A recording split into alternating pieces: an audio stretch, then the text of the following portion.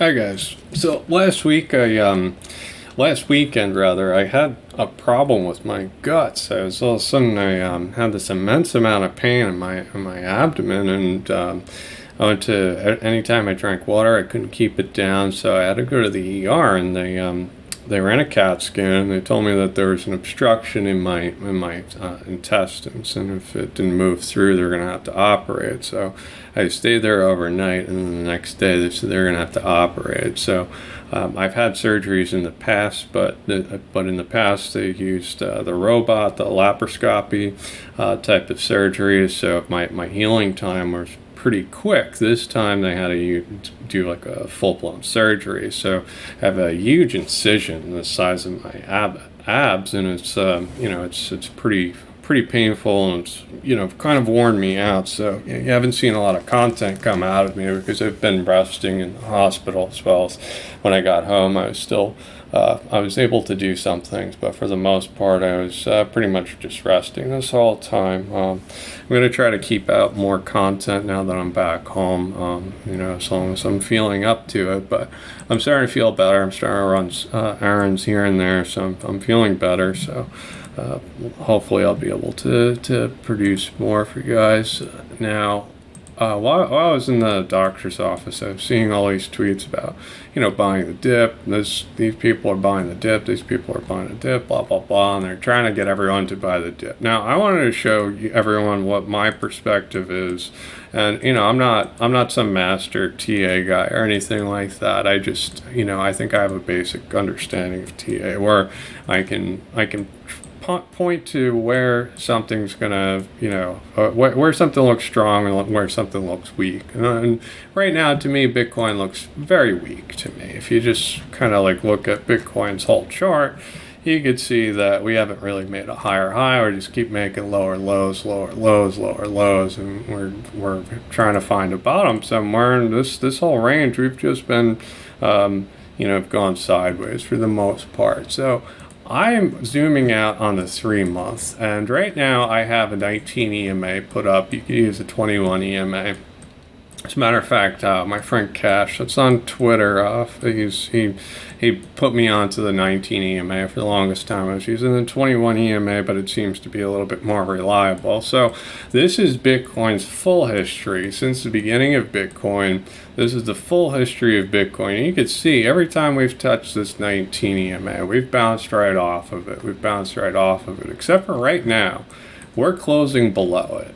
And once we close below that, what this means is we have now flipped support as resistance. So this blue line is now going to be resistance, and it's going to take a lot of effort to break through it as resistance. This candle closes at the end of September and beginning of October. So we don't have much time left. We've got like about 15 days or so to get above 23,000. If we do not get above 23,000, now we've just made this 19 EMA as resistance. And a lot of people have used this method, and they go from the 1 month chart, and they always point out to, if you're below this, it's a great buying opportunity. It's a great buying opportunity, right? But on the 3 month chart, what they're failing to see is that we're closing this as resistance for the very first time. So I'm keeping a close eye out on this now with everything that's going on with the Federal Reserve, with central banks around the world trying to fight inflation.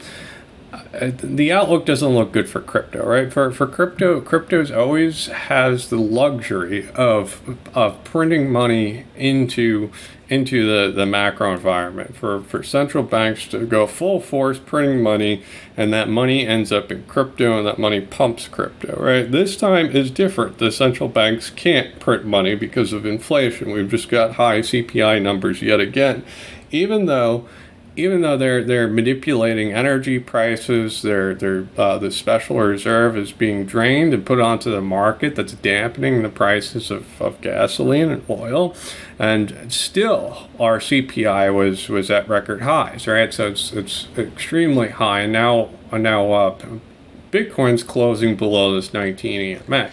So what would make sense to me is I drew this trend line right here, this area as support. All right, so this was once support and resistance. So you have these two candles, these 6 months that use this as resistance. You have another wick that used this as resistance. You have this other wick that almost uses it as resistance. So for me, I think this is a good shot that this might be the bottom. We'll know more when we get up to there, but if we see the Fed starting to pivot or anything like that, we're around this type of price area, now we know with a better deal of certainty that might be a good place to add to our positions. Now, the next thing that happens is this 19 EMA also converges with this line on the 6 month chart. So these are 6 month candles. So if we land on this 19 EMA, the next candle, and then we go sideways from there, for any chart to take off, we need sideways action. Nothing just goes straight up, nothing just goes straight down, right? It's these periods of accumulation where you have these ups and downs, these little movements of ups and downs, and then you move on to the next phase. And what we know from Christian Carlo, as well as some of the other regulators, that we can expect regulations to happen at the end of 2023 all the way to the end of 2024, I think I've heard, right? So it would make a lot of sense if we had this, we found a bottom and we go through this accumulation phase and we establish a base so we can have this next run up. And that next run up being with crypto regulations. Now, if we look at things like the SPY, which is the indice for that represents pretty much the U.S. stock market, look at 2008. What happened here? We had this falling wedge, which is bullish.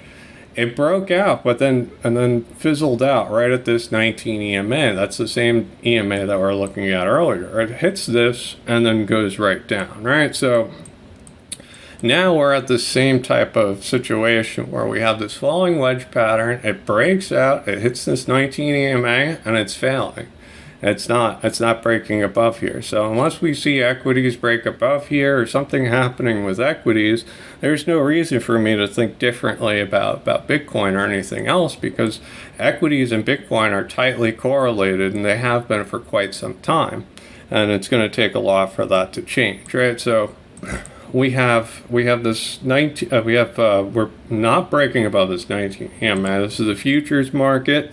This is another chart that might play out. So back here, I don't think that this is possible right now. Meaning, like, if we start seeing a sell-off like this, immediately I think the Fed, central banks are going to have to step in, and they're not going to care about inflation. They're going to print. Just because everything's systemic, everything is intertwined with each other, and I don't think our global economy can withstand any of this happening. So I don't think we're going to get this low before we start printing. But you know what we've seen, like from back here, is when you see these pan market sell-offs, these crazy type of events.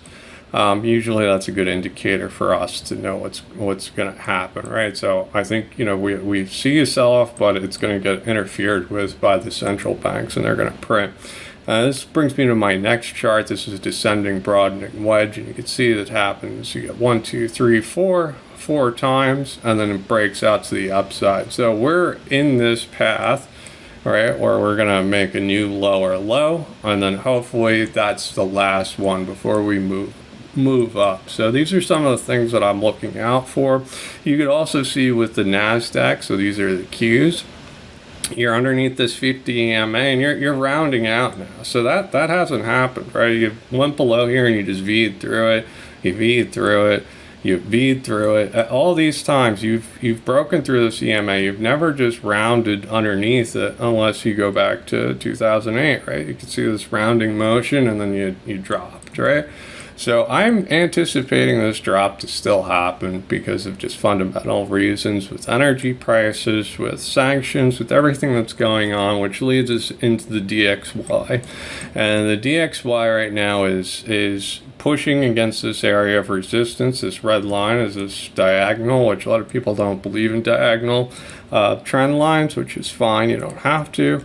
But it brings us to here, and we don't have much resistance in this process. You can see back here, we just had this fall, or we just had this straight up, right? So this next area of resistance is this previous all-time high, which was like 122. So with everything that's going on, my bias is to being bearish. Like I said earlier, I'm not a chart expert or anything. I think it would be a good idea for me just to wait and see what happens, and I'll accumulate while we're in accumulation zone. Hopefully, during that time period, we get news that the Fed's pivoting. We get news, things are resolving in the Ukraine with Russia. We got more peaceful news and things starting to stabilize while we're accumulating. And that'll give us more confidence to accumulate more.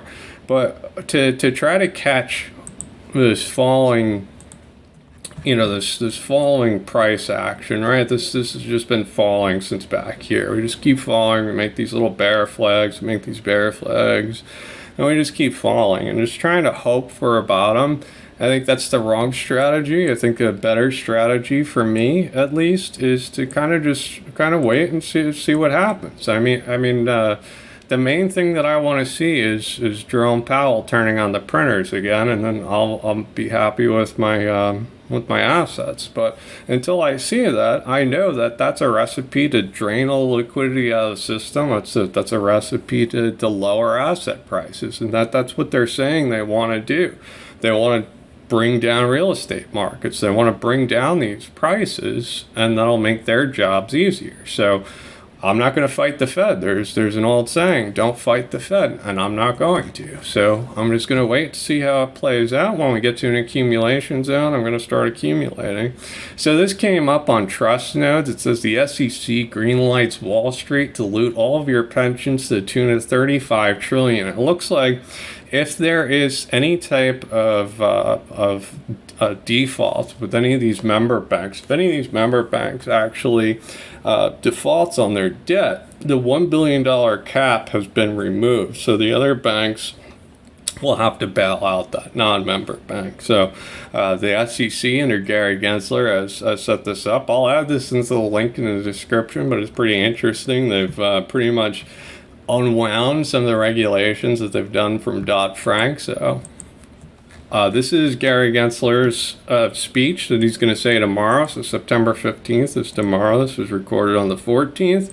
So prior to any of these congressional hearings, you'll see their speeches get uploaded, and you'll get to read their speeches before they actually say them. They're going to answer questions and everything, so the actual video footage will be a little bit different, or they might paraphrase them and stuff in here. But I went through this, and pretty much he's saying every crypto is under the SEC's jurisdiction. Every single coin is a security. Even DeFi that's decentralized, they're going to interact with centralized tokens, so they need to be registered. Everything needs to be registered under the SEC.